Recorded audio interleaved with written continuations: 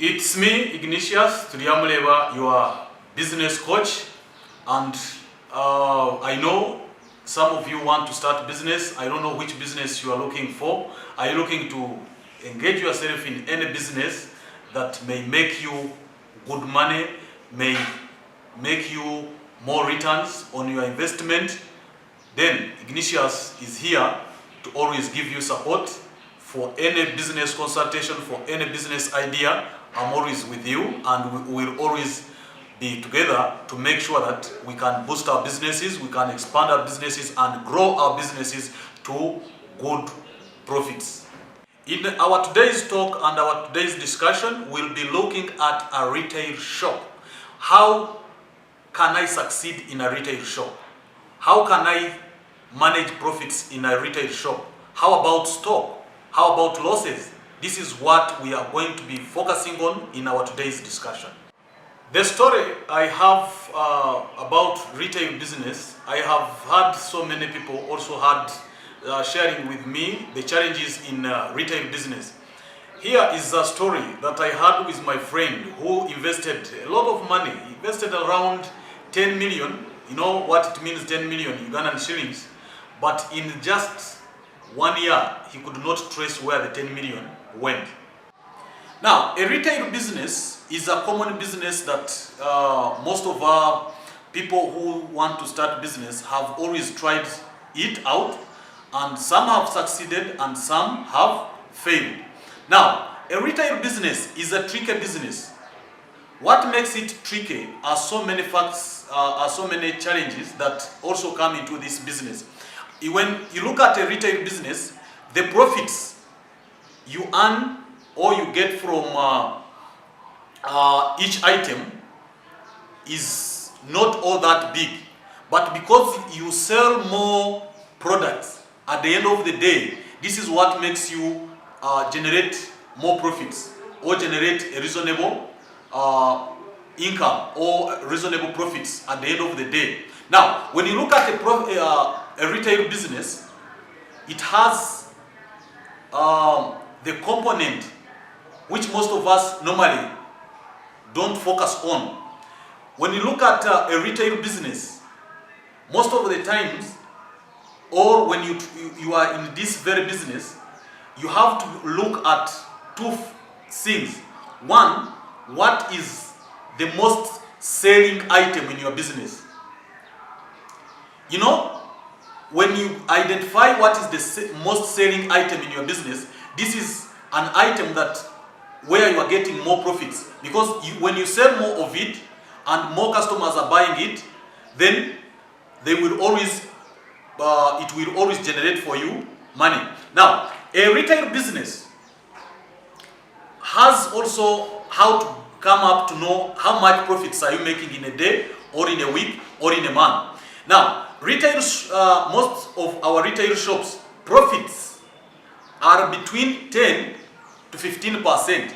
When you look at 10 to 15%, this is your profit. Now, what does this mean?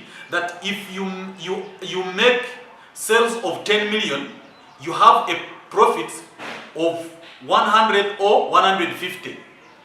If you've made sales of 1 million.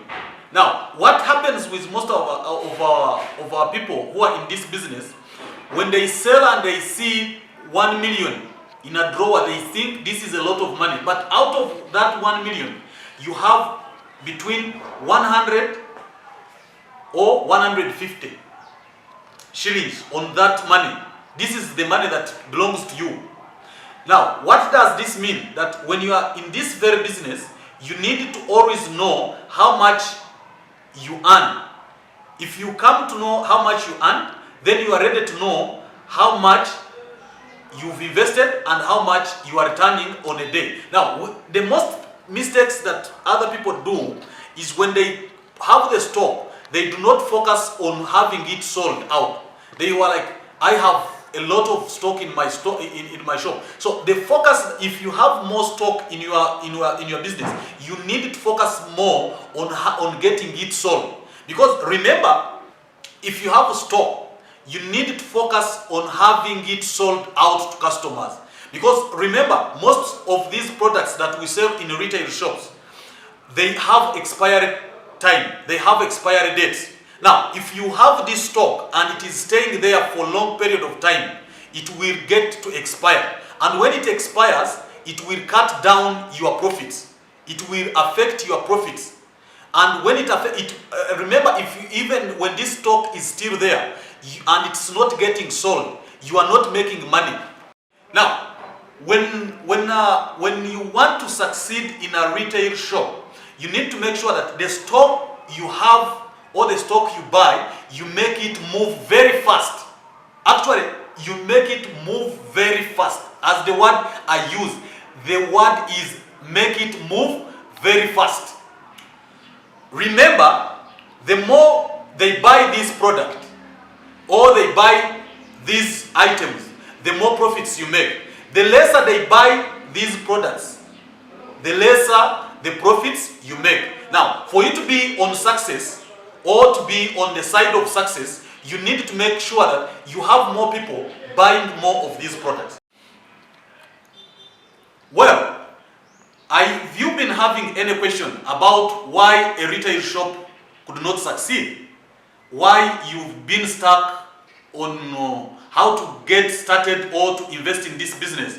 Now, with this information that I've tried to share with you, or I'm trying to discuss with you, is giving you a background on how to get into this business, how to succeed in a retail business. That's why when you do this retail business, and some people do not come up to understand what are their expenses in this business. For instance, if you have rent, if you have to pay for power, if you have to pay for trade license, if you have, all these are expenses to this business. And remember, before you open, some other people have these businesses and they do not look at the expenses that can be also put onto a daily consideration. Now, if you look at the expenses that you are incurring on a daily basis, are you having high expenses or you have low expenses? Now, for instance, you bought a taxi to go to your retail shop. This is also an expense to your business. You have to pay, you have a rent. Maybe you have to pay for rent at the end of the month. This is also an expense. So if you can get that rent expense divided into 30 days, you will get the expense per day. Maybe also put it aside and know that this is the money that I pay for rent per day. If you have workers there, maybe you have offloaders, you have shop attendants, they are also an expense to this to this very business. Now that means that all these expenses, if you come to do a cost analysis, you will find that more money is likely to be going away than more money coming in. That is why you need to make sure that every day you have to even set a target and say, maybe every day I need to sell items worth 3 million, items worth 5 million, items worth 20 million, because this is an expense. Now, one of the things you also need to consider is to stock items that have a faster moving rate. Because when you stock these items and they are not moving, they are affecting your capital. Your capital is now stuck. Your capital is not moving. Your money is not making money for you.